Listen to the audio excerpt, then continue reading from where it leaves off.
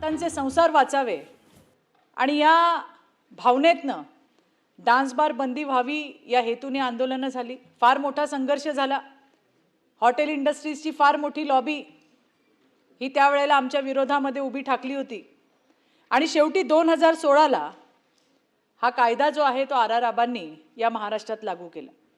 सभापती महोदय, माझ्या आधीच्या सन्माननीय सदस्यांनी जी वस्तुस्थिती ती मांडली आहे, ही गोष्ट खरी आहे की परवाना फक्त ऑर्केस्ट्राचाच आहे, पण त्या ऑर्केस्ट्राच्या परवान्याखाली अश्लील नृत्य चालू आहेत। बरं, चालू आहेत की नाही चालू आहेत, धाडी पडलेल्या आहेत पोलिसांच्या, आणि त्याच्यामध्ये गुप्त खोल्यांमध्ये मुलींना महिलांना डांबून ठेवल्याच्या सुद्धा घटना घडलेल्या आहेत। आणि त्यामुळे ही तर याच्यामध्ये सुधारणा असावी सभापती महोदय की ज्या ठिकाणी या कायद्याचं व्हायोलेशन होत असेल त्या ठिकाणी फक्त आर्थिक दंड नाही, त्यांचा जो लायसन्स आहे, व्यावसायिक लायसन्स, ते कायमस्वरूपी रद्द करण्यात यावं अशी तरतूद या कायद्यामध्ये आहे का? नसेल तर ती करावी।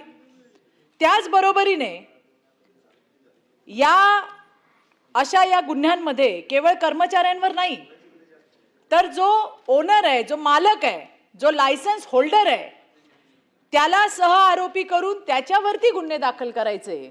जोपर्यंत हे होत नाही तोपर्यंत आपण कितीही कायदे केले तरी त्यामध्ये सुधारणा होणार नाही सभापती महोदय। सभापती महोदय, यामध्ये या डान्स बारमध्ये काम करणाऱ्या ज्या महिला आहेत किंवा मुली आहेत, आता त्या कामगारांच्या संज्ञेत येतात का मला माहित नाही। जर ते कामगारांच्या संज्ञेमध्ये येत असतील तर त्यांचं रजिस्ट्रेशन व्हायला पाहिजे। जर त्या कामगारांच्या संज्ञेमध्ये येत असतील तर महिला कर्मचाऱ्यांना जे काही बेनिफिट मिळतात ते या महिलांना मिळायला पाहिजे। पण जितक्या डान्स बारमध्ये काम करणाऱ्या महिला मुली यांना मी भेटली आहे, मी बोलली आहे, सभापती महोदय, कोणी तिथे अय्याशीसाठी, कोणी तिथे मजा म्हणून अशा जात नाहीत। फार मजबुरी आहे, असहाय्यता आहे, परिस्थितीने गांजलेल्या महिला आहेत या, आणि आता काही नाही तर किमान हे तरी करू अशा पद्धतीने काम करणाऱ्या महिला आणि मुलींची संख्या सभापती महोदय फार मोठी आहे।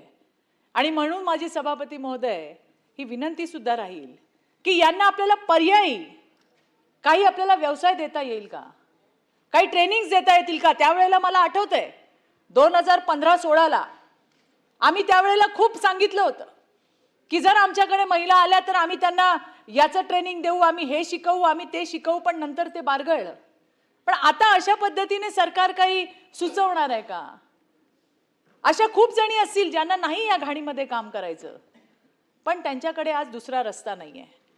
जर सरकारच्या माध्यमातून त्या पद्धतीने त्यांना जर दुसरा कुठला रस्ता, चांगला रस्ता, सन्मानाने त्या ठिकाणी 4 पैसे कमवण्याचा जर रस्ता त्यांना मिळाला तर मला नाही वाटत आहे की कुठली ताई आणि कुठली बाई याला नाही म्हणेल। आणि म्हणून मला असं वाटतंय की याचा त्या ठिकाणी नक्कीच उपयोग व्हावा। आणि दुसरं जे महत्त्वाचा विषय होता की कामगारांच्या संज्ञेमध्ये या येतात का? येत असतील तर कामगारांना मिळणारे सगळे फायदे त्यांना मिळाले पाहिजे। मला तर असं वाटतं त्यांचं मानधन आहे ते किंवा पगार असेल तो डीबीटीच्या माध्यमातून त्यांच्याकडे जावा। आज तुमच्याकडे रेकॉर्डच काय आहे? आपल्याला काय माहिती या इंडस्ट्रीमध्ये साधारण किती महिला, किती मुली असतील? आपल्याकडे काही शासनाकडे रेकॉर्ड नाही आहे त्याचा। त्यामुळे ते काही करता येतील का? जर त्या कामगारांच्या संज्ञेमध्ये मोडत असतील तर 100% पॉसची अंमलबजावणी सुद्धा तिथे व्हायला पाहिजे का? तिथे होत नसेल त्रास, तिथे होत नसेल मनाच्या विरुद्ध विनयभंग, तिथे होत नसेल मनाच्या विरुद्ध कोण आपल्याला हात लावतंय, पण आज त्या महिलांना काही सेच नाही आहे, कारण त्या नक्की कुठल्या संज्ञेमध्ये बसतात हे त्या ठिकाणी डिफाईनच झालेलं नाही आहे।